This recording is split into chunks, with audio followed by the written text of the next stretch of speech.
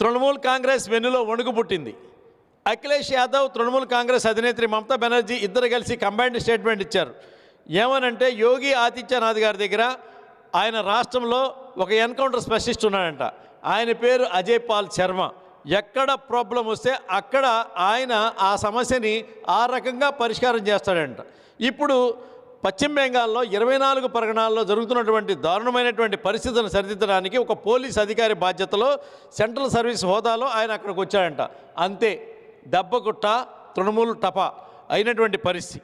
ఇవాళ ఎందుకు వచ్చిందనంటే, రౌడీలు బయటికి రారు, గుండాలు బయటికి రారు, ఎన్నికలు సజావు జరగకుండా అడ్డుపడేటువంటి శక్తులు ఏవైతే ఉన్నాయో ఈ పేరు వినగానే వాళ్ళకి వెన్నులో వణుకు పుట్టినటువంటి పరిస్థితి జరిగింది.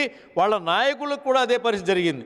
ఎందుకు బెంగాల్లో ఎలక్షన్లో గెలుస్తున్నామంటే కేవలం బంగ్లాదేశ్ నుంచి తీసుకొచ్చినటువంటి మూక దాడులు చేసే మతోన్మాద దేశ వ్యతిరేక శక్తులని తన అండగా పెట్టుకొని ఓటర్లను బెదిరించి ఆ ఓట్లతో గెలుస్తున్నటువంటి మమతా బెనర్జీకి బుద్ధి చెప్పడం కోసం ఇవాళ ఎన్కౌంటర్ స్పెషలిస్ట్ వచ్చినటువంటి పరిస్థితి.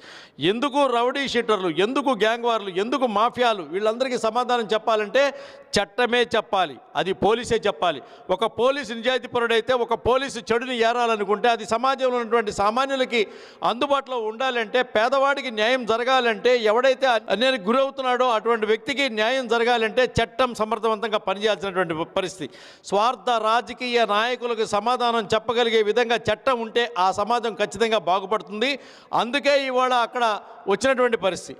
బంగ్లాదేశ్ యొక్క ఇన్ఫ్లుయెన్స్ ఎంత ఉంటుందంటే, నిన్న జరిగినటువంటి పహల్గామ్లో ఏ రకమైన వాతావరణం జరిగి మతం అడిగి ప్యాంటులు ఇప్పి చూసి కాల్చి చంపినటువంటి ముష్కర్లు ఎవరైతే ఉన్నారో, అదేవిధంగా ఐఎస్ వీడియోలు చూసి అజీబ్ జైన్ అన్సారీ అనేటువంటి వ్యక్తి అమెరికా నుంచి వచ్చిన వాడు, అతను ఐఎస్ వీడియోలు చూసేవాడు వెళ్ళి అక్కడ ఉన్నటువంటి సెక్యూరిటీ గార్డులని మతం అడిగి వాడి మతం కాదు అని చెప్పినటువంటి పరధర్మం అనేటువంటి ఉద్దేశంతో అక్కడ ఉన్నటువంటి కత్తితో వాళ్ళని పొడి చంపడానికి ప్రయత్నం చేసినటువంటి పరిస్థితి. వాళ్ళు చేసినటువంటి పనికి ఇవాళ ప్రతి ప్రాంతంలో కూడా ఇటువంటి చట్టాన్ని కాపాడేటువంటి సమర్థవంతమైనటువంటి పోలీసులు అవసరం. స్వార్థ రాజకీయ నాయకుల యొక్క నాటకాలకు తెరలేపడం కోసం నిక్కచ్చిగా ముక్కుసూడిపోయేటువంటి దమ్మున్నటువంటి పోలీస్ ఆఫీసర్ ఎక్కడుంటారో అక్కడ సమాజం బాగుంటుంది.